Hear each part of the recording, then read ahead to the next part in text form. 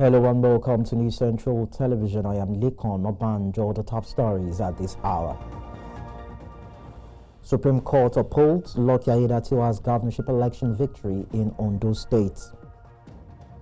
House of Representatives rejects hike in ATM charges, demands suspension. Militants attack Somad Hotel, kill 4. Details to come your way shortly. News Central Now at this hour begins with court matters, where the Supreme Court has affirmed Lucky Aiyedatiwa of the All Progressives Congress as the governor of Ondo State, dismissing a challenge by the People's Democratic Party and its candidate Agbola Ajayi. Justice Garba Lawal ruled that Ajayi's appeal, which alleged discrepancies in Deputy Governor Olaide Adelami's name change, lacked merit. The court upheld lower court decisions that dismissed the case on procedural grounds, ruling that Ajayi lacked the legal standing to sue and filed the case beyond the 14-day limit. The Apex Court described the petition as baseless and ordered Ajayi to pay 2 million naira in costs to each of the 4 respondents. We now head to the Parliament, where the House of Representatives has called for the immediate suspension of the Central Bank of Nigeria's recent hike in ATM withdrawal charges. Lawmakers say the new charges, that is 100 naira per 20,000 naira withdrawal from other bank ATMs, place an additional financial burden on Nigerians already struggling with inflation and high living costs. The House argued that banks continue to record huge profits despite poor service delivery, making the increase unjustifiable. The motion, moved by Marcus Onobun, stressed that the policy could discourage financial inclusion, especially among low-income earners. The House has urged the CBN to halt implementation pending further discussions with relevant financial committees.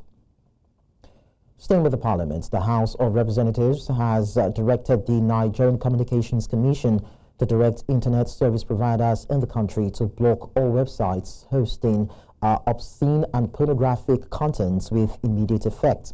The resolution was passed on Tuesday following a motion sponsored by Dalhatu Tafoki, a lawmaker from Katsina State. Moving the motion, Tafoki argued that cyber pornography was becoming a global problem and that Nigeria had not taken adequate steps to address it.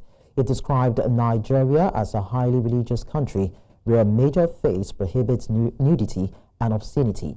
The legislator said several countries across Asia, Africa, and the Middle East had enacted laws banning pornography in light of its potential to encourage adultery, prostitution, and addiction.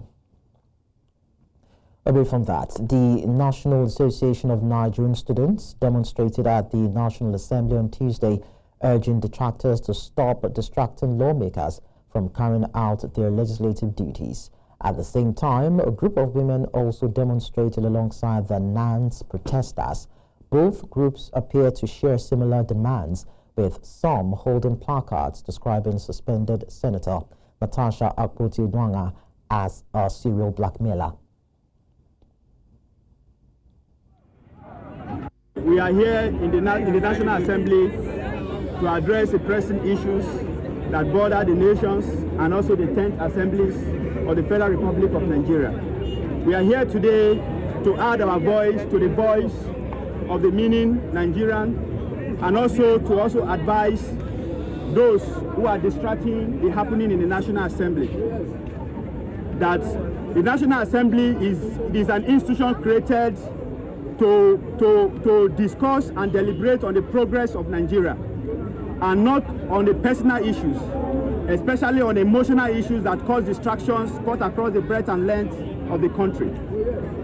We are here today to caution those distractors to stay clear for the institutions that was established to develop the country. We are hereby welcome everyone to this history-making press release, and we also call on everybody to see how to stay stick, to support and to pray for the 10th Assembly on how they will make progress instead of distracting them. Now that we have too much important issues that need to be addressed. The United Women for Good Governance hereby support and endorse the suspension of Senator Natasha from the Nigerian Senate for 6 months. This will serve as a deterrent to all Nigerians who believe that blackmail is an instrument of war. Let it be known that this negative way of forcing people, mostly the men in authority, by women to get what they want through blackmail has become an old fashion. In a related development, the Arawa Youth Assembly for Good Leadership has given the President of the Senate, Godswill Akpabio, a 48-hour ultimatum to reverse the suspension of Natasha Akpoti-Uduaghan by the Senate following claims of sexual harassment. The group, during a briefing in Abuja, commended Akpoti-Uduaghan for speaking out against the act and called on Akpabio to immediately commence a public investigation into the claims, while at the same time stepping down or aside for an impartial inquiry.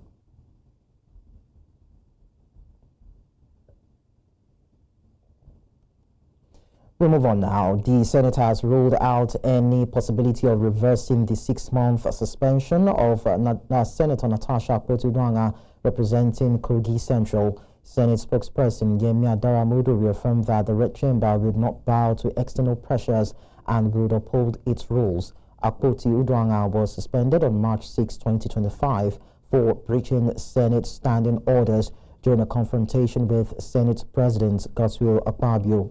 Akpabio has questioned the jurisdiction of the Federal High Court to hear Akpoti-Uduaghan's challenge, arguing that Senate matters should be handled internally.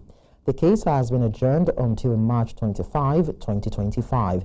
Meanwhile, a group from Akwa Ibom has criticized former Senate President Bukola Saraki for weighing in on the dispute, accusing him of undermining the Senate's authority. Well, the People's Democratic Party and the Rivers State Government on Monday condemned calls by a faction of the All Progressives Congress for Governor Siminalayi Fubara to resign or face impeachment. In response, Fubara declared that he would not be intimidated by those attempting to destabilize governance through political crisis. The governor also warned against any unlawful action and reaffirmed his commitment to maintaining peace and stability in the state.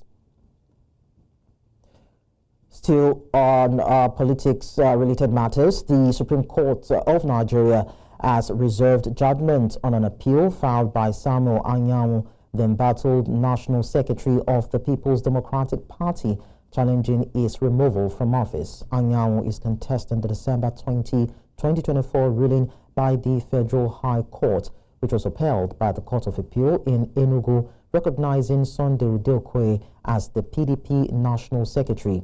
He argues that the lower courts lacked jurisdiction over an internal party matter, insisting that party leadership disputes are non-justiciable. He also contends that due process was not allowed, as the mandatory internal dispute resolution mechanisms were not exhausted before the case was filed. The Presidency and the All Progressives Congress have dismissed former Governor of Kaduna State Nasir El-Rufai's defection to the Social Democratic Party and his plan to rally opposition figures against President Bola Tinubu's 2027 re-election bid. El-Rufai, who recently resigned from the APC, cited irreconcilable differences with the party leadership and accused the ruling party of straying from its founding progressive ideals. He had pledged to mobilize a broad opposition coalition under the SDP to challenge the APC in the next general election. Reacting to his defection, the APC criticized El-Rufai's move, describing it as driven by inordinate ambition and insisting it posed no threat to the party's dominance. Meanwhile, the presidency has downplayed the impact of his exit, maintaining confidence in the APC's chances in 2027.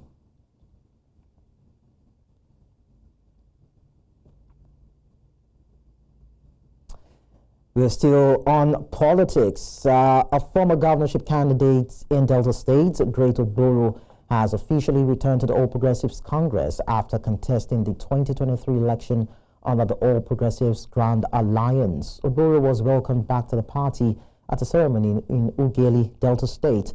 Speaking at the event, the Minister of Aviation and Aerospace Development, Festus Keyamo, expressed confidence that the APC would take control of Delta State in the next election, predicting the defeat of the People's Democratic Party. Odoru, in his remarks, expressed joy at rejoining the APC, stating that the party has already begun addressing internal divisions to strengthen its state chapter. Despite his return, the Delta APC remains fragmented into several factions. Notably absent from the events was Senator Ovie Magegi, the party's 2023 governorship candidate and former Deputy Senate President, as well as other key party stakeholders. First one, we say he work against the party. He said he betrayed candidate. Pastor, well done. Syria betrayed. Now opposition party be that. Now opposition party be that. No. Pastor, he well done. said he betrayed candidate. Wait first. After you don't confess finish, first way we tell you the turn PDP apologies. First way we 12 local governments that time. You manage reach for. You can't say people betray you. Who betray you? You work against yourself, you say people betray you. Okay, opposition ranks gone big, you don't swear. So big. And in the name of Jesus Christ, 2027, PDP reform. Well, that's the purpose of the Reconciliation Committee. You've got to put yourself forward before the Reconciliation Committee and make your case to be heard. And I'm sure that the College of Leaders or the collegiate leadership, in their wisdom, will take all the issues into consideration and will come to an informed decision. The purpose of all of this is to make the party stronger, not to weaken it. So the more the merrier. If there are people who agree, we want them to drop their grievances, but they should follow the proper channels to make sure that we address the issues properly.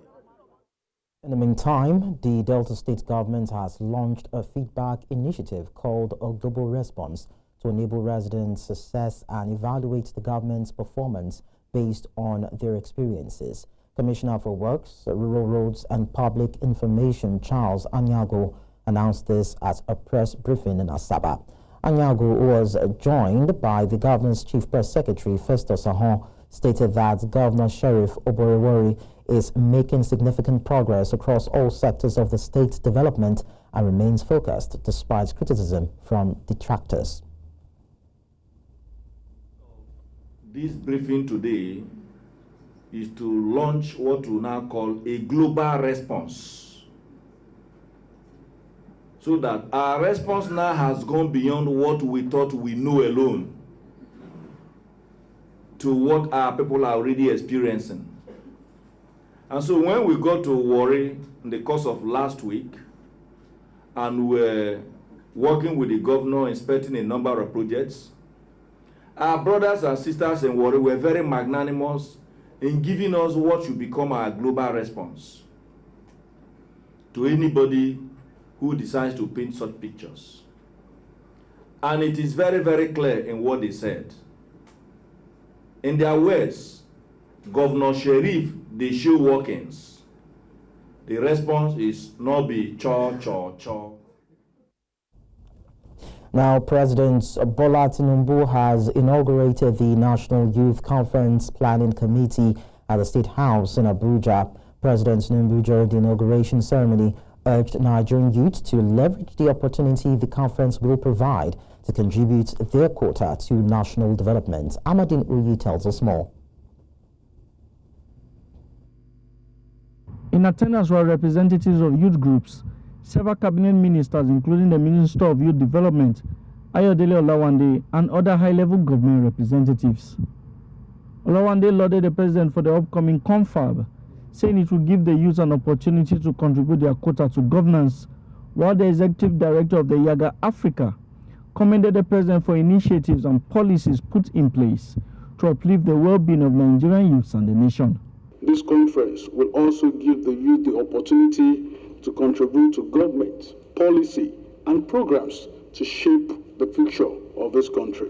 We accept to be part of this because we believe that you are one who has the courage. You've taken bold actions in fixing our economy, some decisions that comes to a large extent with great consequences, but you have actually shown that you can make and take bold decisions. President Bola Tinubu urged youth to leverage the opportunity the upcoming confab will present. Prices are falling, confidence in our economy is improving, investors are looking in, technology is advancing.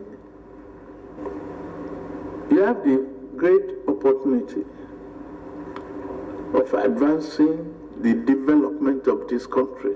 It's all in your hands.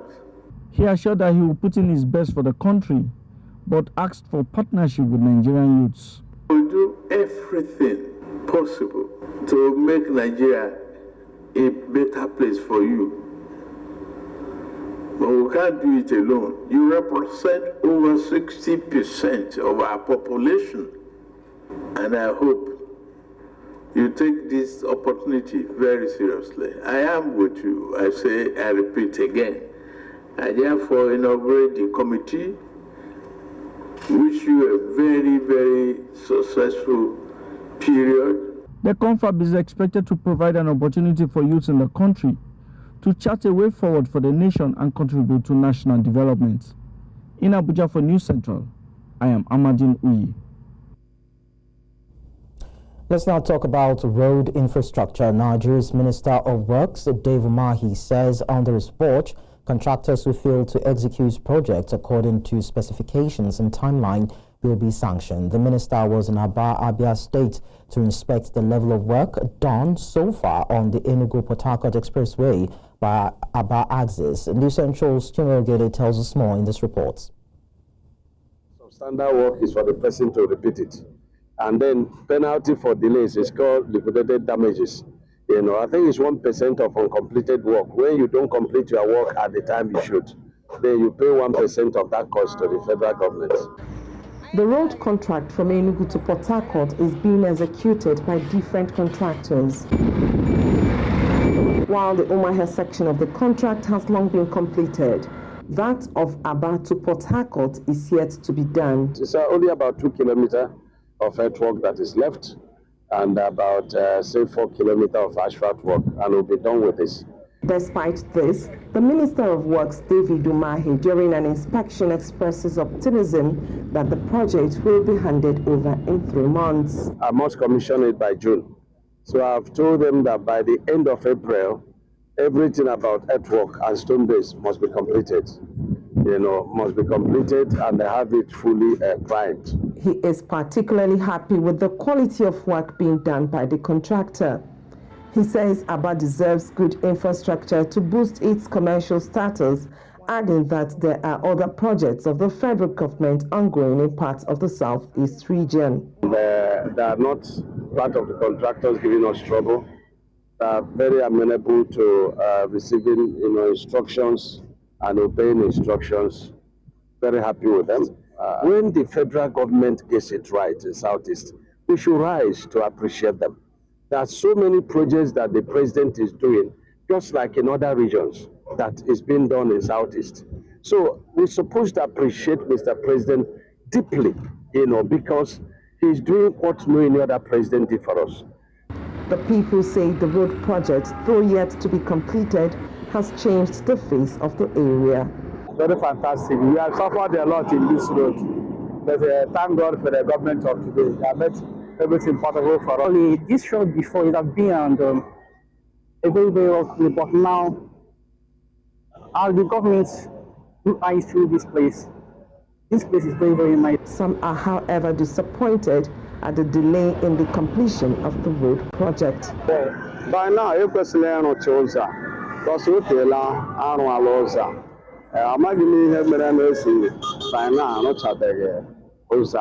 Having endured years of deplorable conditions on this road, the people cannot wait to see this road in its completed state. Eloma here for News Central, Chinwe Ugele. Let's now go on a break. When we return, 26 dead as meningitis spreads across 3 local government areas in Kebbi State. We'll tell you more when we're back. So stay with us. Many thanks for staying with us. Earlier in the news, we told you that the presidency and the All Progressives Congress have dismissed former governor of Kaduna State, Nasir El-Rufai's defection to the Social Democratic Party and his plan to rally opposition figures against President Bola Tinubu's 2027 re-election bid. And so to discuss this, we're joined by Abdulateef Abubakar. George is an editor-in-chief of Solace-based online newspaper, and he joins me from Kano right here in Nigeria. Thank you so much, sir, for joining us on the news. Thank you very much for having me. You're welcome. So is El-Rufai's defection a major threat to the APC? Thank you very much. The defection is a major threat to APC because it's like the mega party that we had in 2015 that unseated the incumbent administration of President Goodluck Jonathan, that is the PDP, is trying to gain momentum sort of at this time around, because you can see that a lot of disgruntled politicians rather, that fell alienated from the APC, and those alienated from the PDP, they are trying to merge together from the look of things now, because you can look at the inroad that Rabi Musa Konkoso of the NNPP had with Aregbesola about 3 weeks ago, and the same thing with Nasir El-Rufai over the weekend, that he was together with Pastor Tunde Bakari and Aregbesola. So, and that same day, on Sunday night, he was together with Atiku Abubakar, where he had his iftar. That is, he broke his fast at that end. So from the look of things now, it's like there is alignment and realignment in the political space. All right, now might later bring up a mega political party that may want to unseat the APC in 2027, because the opposition storm is growing, in the sense that it's not going to be a PDP storm, because they realize that PDP has been weakened as a result of the crisis that has bedeviled PDP. So some of the politicians from the PDP and some from the APC, right now, El-Rufai has a very strong supporters at the same time, and he has a strong hold. So you can look at it from the alignment and realignment that is going on now, that there's a move to establish a mega political party that will be able to unseat the incumbent administration. Okay, well, you said that El-Rufai has the political temerity to actually sway the North away, or prize the North away from the ruling APC. But then the APC has come out to say that, actually called his bluff, and came out to say that he's politically irrelevant and it won't lose sleep over the defection. What do you make of that response? But yes, but what do you expect from the APC? Because the APC is not supposed to blow over the defection of El-Rufai. APC is supposed to sort of weather down the strength of El-Rufai, to show that even El-Rufai leaving the party means nothing to them. But mind you, El-Rufai is not leaving the party just alone. El-Rufai left the party to re-strategize with Tunde Bakari and co from Lagos, Rauf Aregbesola from Lagos also, because Aregbesola is from Osun. Then he's at the same time making moves with Atiku, because you see, Atiku has been having some sort of back and forth. That was why, do you realize that last week there was this kite that was flying that Atiku was leaving PDP? That made him to come out and say, look, it was a lie, that there was nothing like that. And look at it now. There has been the same thing with the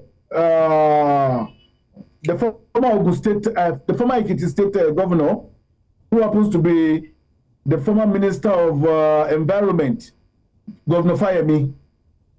So El-Rufai championing the cause presently. El-Rufai is just championing the cause of those that are not happy with what is happening in the APC, and that is with what is happening in the PDP. And mind you, do you realize that as we speak right now, Senator Rabi Musa Konkoso is like a partyless person, because NNPP has been taken away from him by the Boniface group. So it's a better opportunity for El-Rufai to go around now and start looking for alignment and realignment. I'd like to find out something from you, pitting selfishism against nationalism. If El-Rufai had secured a ministerial slot under this administration, do you think he would have gone this route? Not at all, not at all. If you look at it from the beginning, El-Rufai gave the impression that he doesn't need any political appointment from the beginning. Because, you know, in the first instance, El-Rufai were part of the team that championed the shift of power to the south and ensure that Asiwaju emerged from the primary. So when Asiwaju emerged from the primary and he later won, one of the first things he said was, look, El-Rufai, you're not going anywhere, because El-Rufai indicated at that moment that he was going for his PhD. But Asiwaju Bola Ahmed Tinubu, the president, the incumbent president, said, look, you're not leaving, we're doing this thing together. So that was why, and it was even rumored at that moment that he would be given the energy ministry, that he was going to head the Ministry of Power. That there was even this understanding that he had even started some road work on how to change the situation of what we have in the power sector. But along the line, he was screened out. So he felt that he was betrayed. Even when he had his birthday, if you can go back to some of his tweets after his birthday, he said he was backstabbed by people that he so much love, that people that happen to be his friend that are in the APC. And at a point in time, he was even referring to Ribadu. That is the National Security Advisor, that knew Ribadu were part of the people that doesn't want him to be part of the team. So it was as a result of this frustration that now led him out.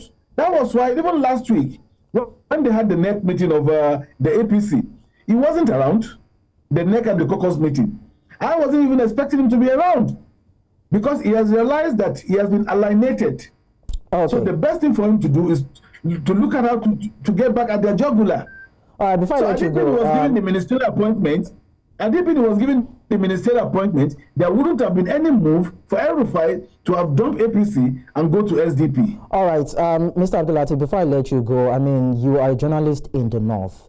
Do you think that political elites in the North feel abandoned and outdone by the APC under President Tinubu, and probably this sort of coalition will be a reprisal?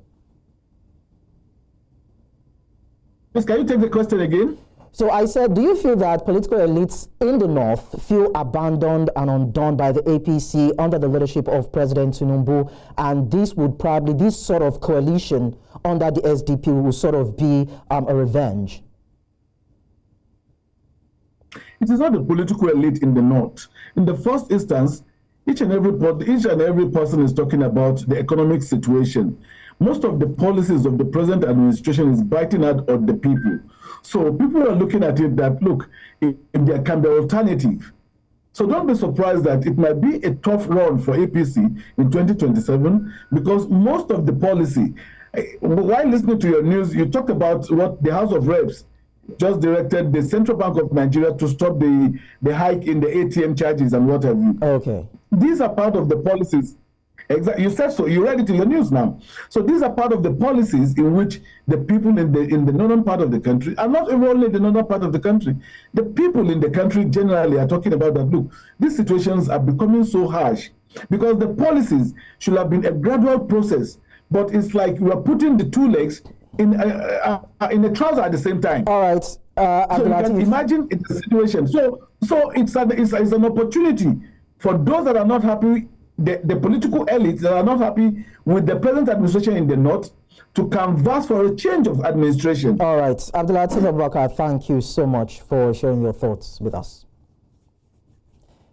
Let's move on now. Thank you very much. All right, you're welcome. The Kebbi State Government has confirmed an outbreak of meningitis in 3 local government areas. Speaking at a press briefing on Tuesday, the State Commissioner for Health, Yanusa Ismail, identified the affected areas as Gwandu, Aleiro, and Jega.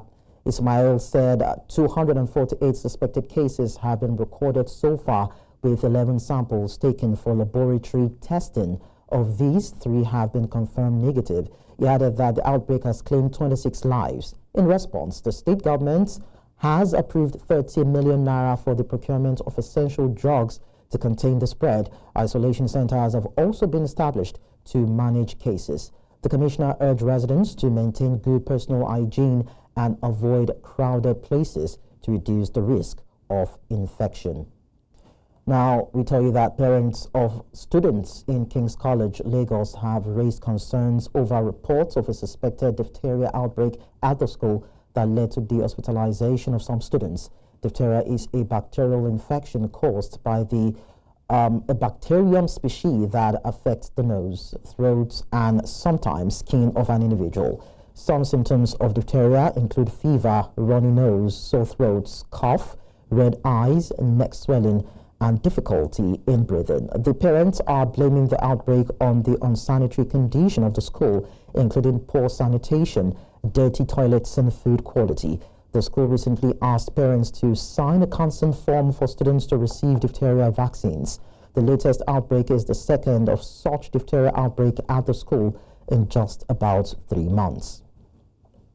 And now to discuss this, we are joined by Dr. Chukwuemeka Precious Anyango to talk more about this. Thank you so much, Dr. Anyango, for joining us on the news. Thank you very much. Thank you for having me today. Well, of course, I want to believe you did hear when I read out the concerns of the parents as regards this bacteria outbreak in the school. What do you have to say about the details contained in it, and if sore throat is same as diphtheria? Okay, yes. In medicine, symptoms are actually, we put symptoms together to make a diagnosis of something. So sore throat is actually one of the cardinal symptoms we look out for when we're looking out for diphtheria. However, it's not every sore throat that is diphtheria. Some sore throats are caused by other organisms and other symptoms that we all need and cause sore throat actually.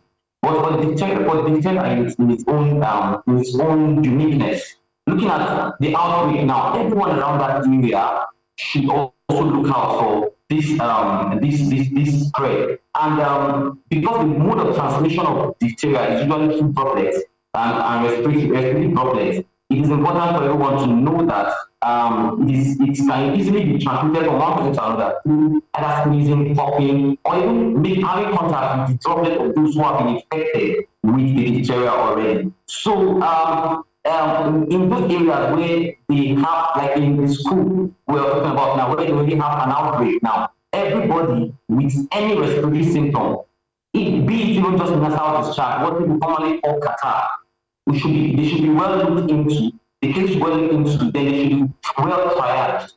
After they've been triaged and found out that these persons are beginning to develop more symptoms that are in keeping with diphtheria, then isolation is the next thing to do, because they have to get isolated. Then other prevention and infection prevention control methods should also be put into place to avoid spread. Okay, so one of the cases that we documented in King's College had to do with a child that died. According to what we documented, antibiotics and a full dose of diphtheria toxoid serum were administered on the student, but he still died. I'd like you to educate us on how fatal this is.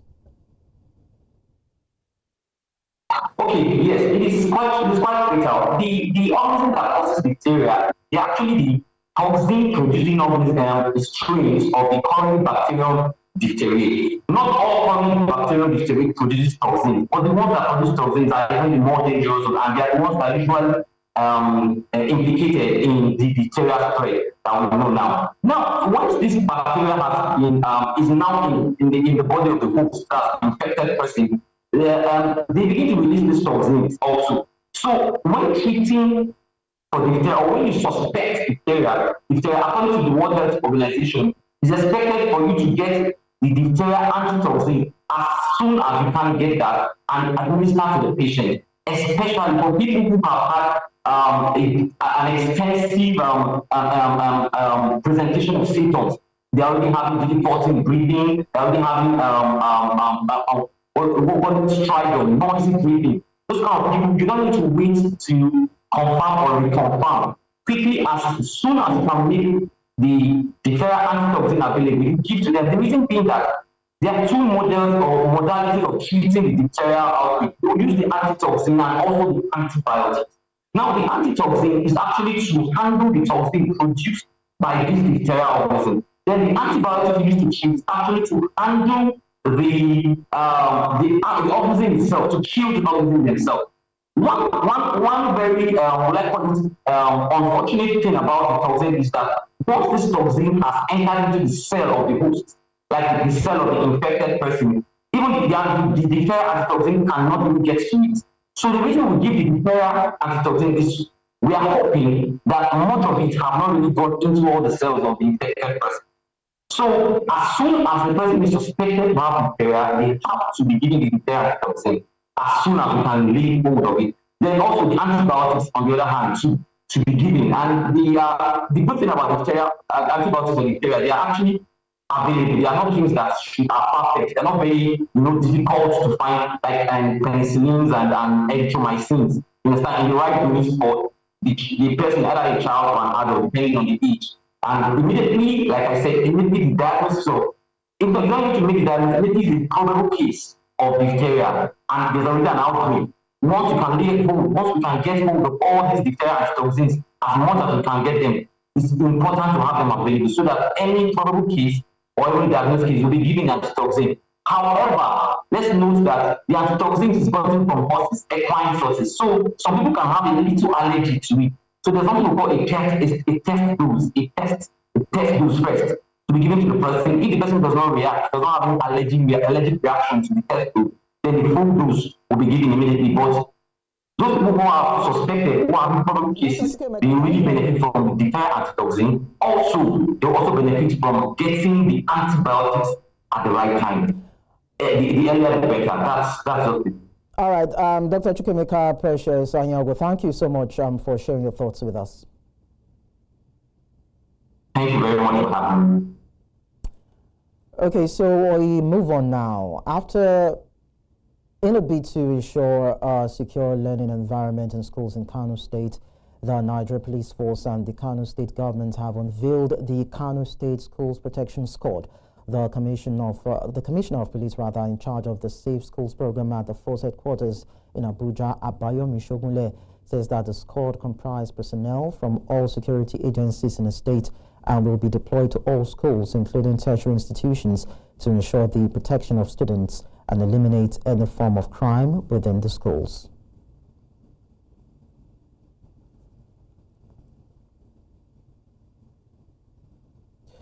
Over 1,800 teachers in Plateau State have been challenged to bring on board measures and novel ideas that will rather impact the lives of pupils and students across the 17 local government areas in the state. The charge was given by the chairman of the Plateau State Universal Basic Education Board in Jos during the flag-off of a 3-day leadership training for over 300 head teachers in government schools in the state. The Central's Chizobanyo tells us more in this report.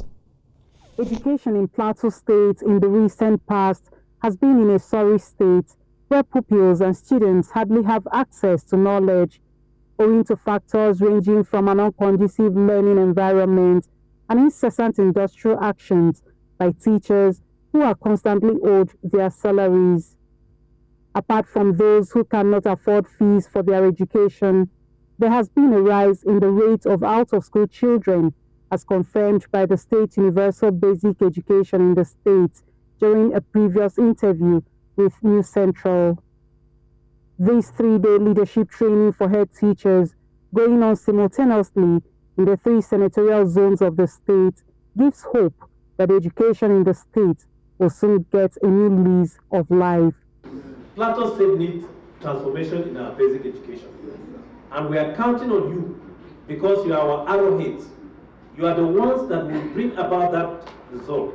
And if you fail us, it means Plateau State is unfortunate. I'm quoting what my governor says. If at this time we don't make a change in Plateau State, then Plateau State is unfortunate. And history will not be kind to us. The challenges are going to be maybe implementation of our recommendation to states. But now they are doing, like Plateau State is working with us. We are working together. When we give recommendation, they take it to action. Quality Assurance Department is always giving them feedback of what we see on the field. And the chairman is working with the Quality Assurance report, which is helping them to move forward. I think we are going to get there. Having trained these teachers, the school managers ought to know what they have been trained on, and when they go back, they'll be able to monitor and mentor them, shape their behaviors too, towards achieving that which the goal of UBEC has been spelled out to all states.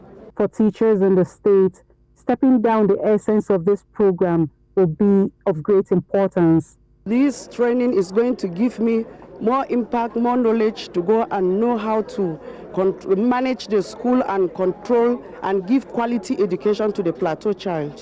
What I've learned here, I will make it clear that I impact it to my teachers and then follow them in a very good manner so that they will not, they will put their effort to see that we impact the necessary knowledge to the learners. With the resources expended here, it is expected that the level of education in Plateau State will not just be improved upon, but also be seen in the lives of school children in the state.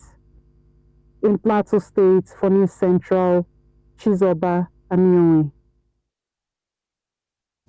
Of course, we continue in West Africa, where a coalition of 25 opposition parties in Côte d'Ivoire has united to push for electoral reforms and political dialogue ahead of the October presidential election. The Coalition for Peaceful Alternation in Côte d'Ivoire comprises parties with diverse ideologies and agendas, yet they share a common goal, ensuring lasting peace in the world's top cocoa-producing nation. So far, the coalition has not announced a joint presidential candidate. Côte d'Ivoire enjoyed stability and economic growth after gaining independence from France in 1960, but a Christmas Eve coup in 1999 triggered years of conflicts and election-related violence. President Alassane Ouattara, 83 years, who has been in power since 2011, has yet to confirm whether he will seek a fourth term in the October 25 poll.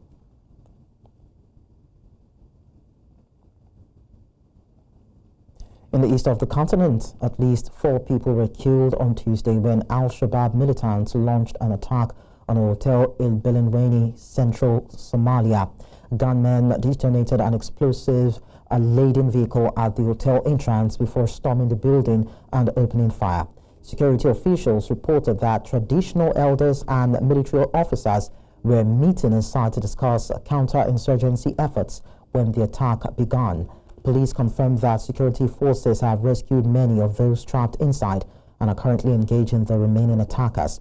The Al-Shabaab militant group, which has waged a violent insurgency in Somalia for over 15 years, has claimed responsibility for the assault. The Somali government, supported by local militias, the African Union Force and U.S. airstrikes, has intensified military operations against the group, vowing to eliminate its presence. Staying in the east of the continent, Tanzania has reported its first 2 cases of mpox, marking the first detection of the virus in an outbreak that has spread across several African countries. The health ministry confirmed that 2 individuals showing symptoms were placed in isolation, and tested on Sunday. One of the infected individuals is a truck driver who recently traveled from a neighboring country to Dar es Salaam. According to reports by the African Union's health agency last week, 6,034 mpox cases have been confirmed across 22 countries since January, resulting in 25 deaths. Mpox, a virus related to smallpox, spreads through close physical contact between humans.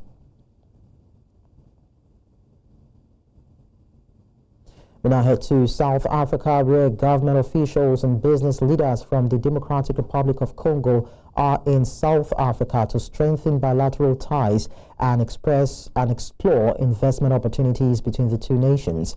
A key focus of the discussions is the DRC-RSA industrialization project, a major infrastructure initiative aimed at developing a 3,100-kilometer transportation corridor across the DRC to boost trade and economic integration. South Africa and the DRC share a long-standing relationship that spans several decades, with both countries seeking to enhance economic cooperation.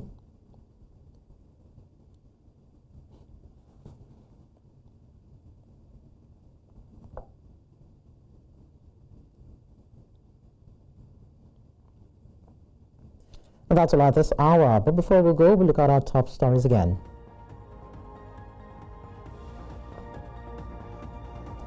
Supreme Court upholds Lucky Ayedatiwa's governorship election victory in Ondo State. House of Representatives rejects hike in ATM charges, demands suspension. We also told you that militants attacked Simali Hotel, killed 4. You can send your eyewitness reports to the WhatsApp number on the screen. Do follow us on social media. We are at News Central TV. You can equally watch us on DSTV channel 422, GoTV channel 23, Star Times 274, Arvo TV, and YouTube. Many thanks for watching. I am Lekon Onabanjo.